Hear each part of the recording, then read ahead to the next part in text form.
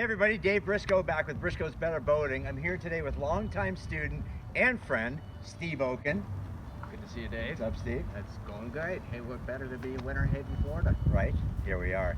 So here's the deal. We're both in our 50s, believe it or not, and we still love to go out and water ski, right? And we just do stuff. But Anything on the water. anything. But the whole deal now is its preservation.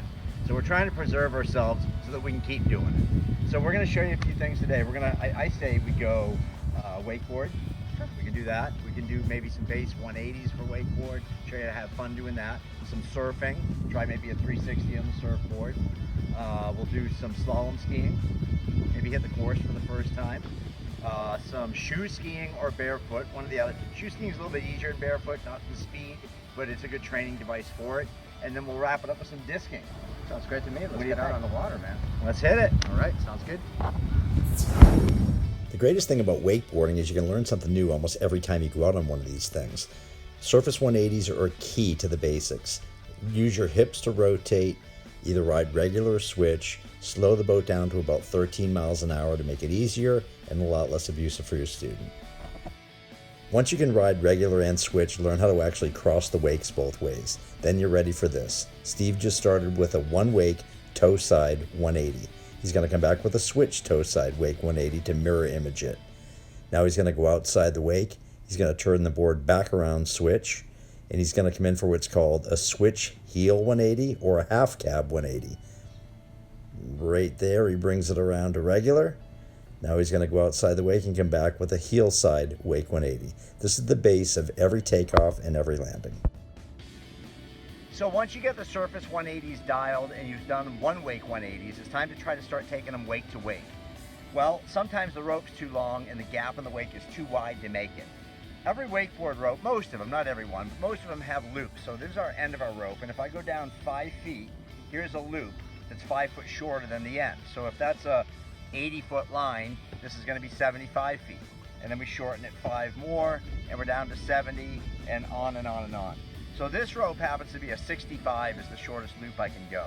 Well, even at 65 feet and 21 miles an hour, sometimes that wake is so wide that it's hard for a beginner for the first time to go wake to wake on even a wake jump or a 180 or whatever. So we can shorten the line even shorter, and let me show you a trick how to do that. So go from your loop, the last is 65. I'm going to go a full length arm length, which is about 5.5 feet. For me, maybe 3.5. But what we're going to do is take a loop like this, and I'm going to hook it over my thumb. Okay? I'm going to wrap the rope behind my hand and back in front of the whole thing. I close my fingers on the first 3. I bring this one all the way to the back. Okay? Now that loop is something that will secure on the tower, and it doesn't make a knot, and it's easy to get out. Let's do it one more time.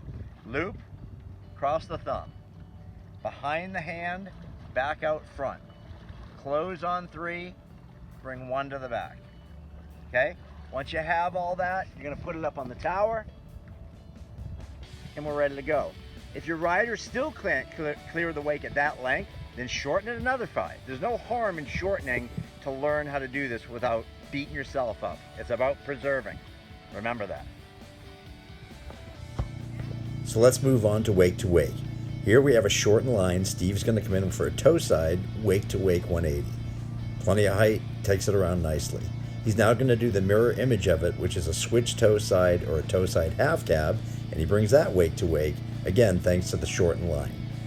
Now he's going to go over to his heel side. He's going to try heel side 180 and switch heel side 180. The importance is this is every edge takeoff and every edge landing. Once you have these all dialed, then you're ready to get into inverts. Oh, hang on, kid. Wake surfing is a sport that swept the country in the last 10 years. It's very non-abusive, 10 miles an hour, and it's a lot of fun to do. Once you can surf and hold your own, the first trick that you usually learn is a 360. I like to use a rope for the first time because if you lose the surf while you're doing it, you still have the line and you can try another one right away.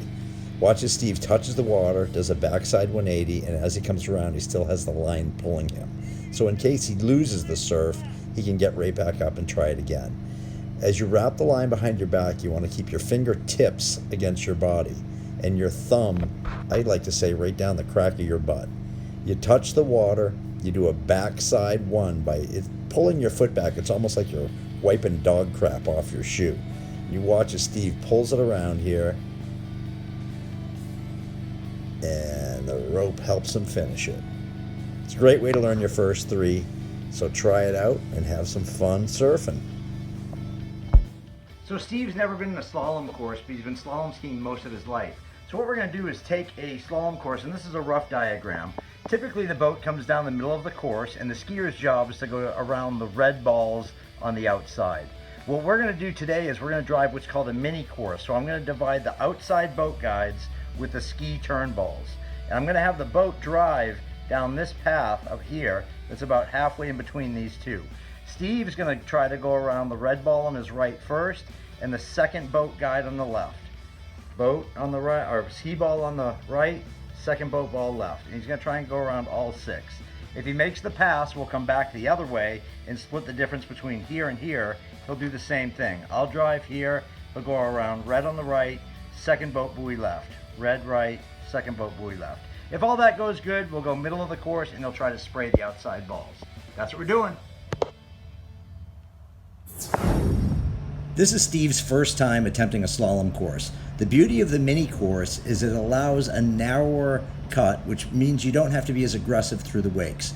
We can run slower speeds. We're running 26 miles an hour here. We can see that Steve needs to work on his hips a little stronger through the wakes, but at least he gets 6 even turns, both sides, and now we can work on position a little bit better. Here he's advanced on, and we're going to try the full course. He's trying simply to spray each ball.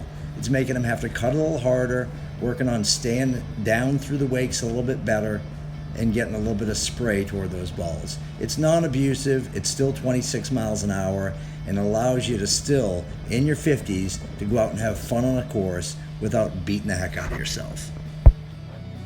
Steve has barefooted on the boom several times in the past, but he's never learned a proper three-point. So today we've opted to go into the shoe skis because we can work at a slower speed and work on the three-point, which you see right here. Ideally, a three-point is both feet touching the water and equal weight on your butt. You'll notice that Steve brings his elbows over his knees. If you're stuck with your handle over your knees, you're going to be taking the spray off your feet directly to the face. When you sit forward enough to get your elbows over your knees, you'll be more balanced, and you'll see here as the board disappears, he's in a lot better position to stand. Not that much drag, got the handle a little bit high, but all in all, he's simulating barefooting at a much slower speed. If he does have a crash, it's not abusive.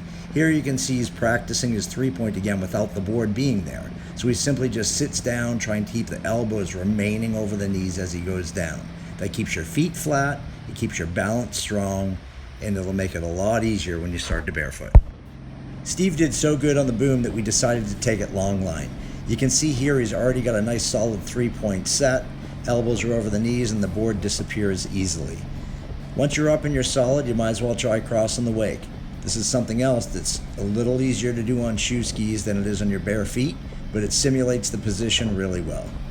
Steve looks like he's got her dialed. Next time we go barefoot, it'll be easier. Last but not least is the disc. The disc is a great training tool. When Steve comes down to the school, he usually wants to focus on his wakeboarding. And we're at the point now that we're working on handle pass tricks, 360s, blind 180s, and things like that. The disc really helps with your hand position at a slower speed, and it's all muscle memory. You can notice as he keeps the handle close in the middle of the three, tries to watch the horizon. But the biggest key is we're going slow. It's not intimidating. If you do fall, it's 10 miles an hour, you're not going to get hurt. But it allows you to really work on this positioning. You'll watch as he does any kind of turn here, the head staying up is the most important thing, is it holds your axis. There's no fins on this disc. If you lean the wrong way, the thing's going to slip directly out from underneath you. You can also work on overheads. You can see here he's going to do another 3, and I believe I've got him doing an overhead coming up. Riding backwards, solid, learning how to keep his eyes up there. And here we go. He's going to pull the handle in and try to press it up over his head. Great ab workout right there. Great balance workout. It's good for your shoulders, good for everything else.